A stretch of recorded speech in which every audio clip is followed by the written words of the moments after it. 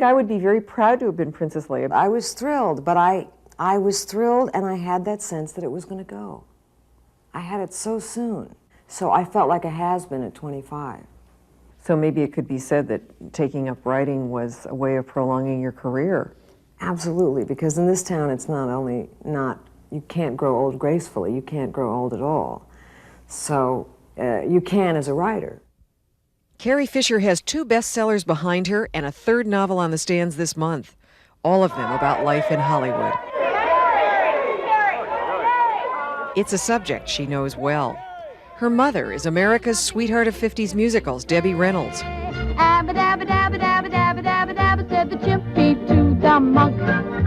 Oh, my papa. Dad, crooner Eddie Fisher, who created a scandal in 1958 by abandoning his family to pursue romance and marriage to Elizabeth Taylor.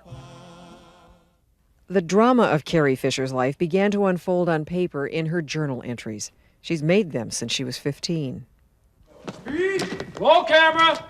When she was in her early 30s, Fisher's first novel was published. Postcards from the Edge became a movie, with Fisher herself writing the screenplay. Help me, help me. Oh. As with all of Fisher's work, it is heavily autobiographical. Meryl Streep plays an actress hooked on pills who overdoses and ends up in a recovery program, as Fisher did in real life. Did drugs give you anything? Yes, and I had fun with them earlier on. I had a friend who was in recovery, and I said, "Do you miss drinking, John?" And he said, "Oh, only about Every minute of every day. only about 1,000 times a minute," I think was what he said. Do you miss drugs? Sure, constantly. They were my friend until they weren't. But they did for me what I couldn't do for myself. So if they did for you what you couldn't do for yourself, why did you quit? Because I couldn't do anything for myself once they were doing everything for me. So you're not cured. Never. You can always slip. Yes. Did that ever happen? It happened once, yes. And yet you came out the other side again.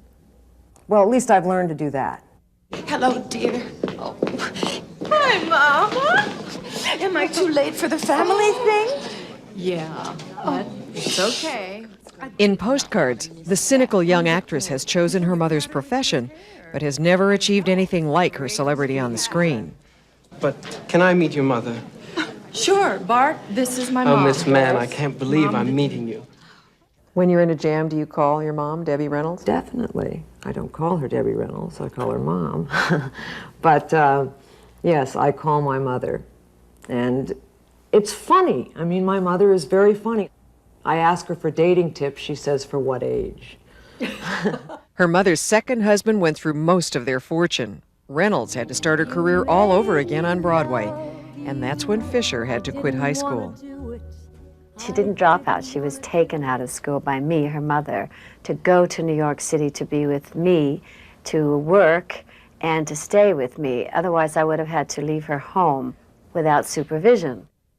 Do you remain today a dropout? I remain a dropout. How do you feel about that? So ashamed. And to be talking about it this publicly. No, I feel all right about it. I mean, I was sort of self-taught in whatever it is that I do. If I loved you, words wouldn't come in an easy way. I wanted to do what my mother did. I wanted to be like my mother. I worship my mother. I was in my mother's nightclub act when I was 13 years old. So I was sort of groomed to be flinging mic cords and wowing them in Vegas. Debbie Reynolds today has her own Las Vegas hotel and theater, with financial backing from daughter Carrie. My mother was beautiful. She just always looked good, and I could never sort of rise to that occasion. Well, some children have a problem with a parent that is like cute, or obviously cute, and also the fact is that I was dressing up for premieres.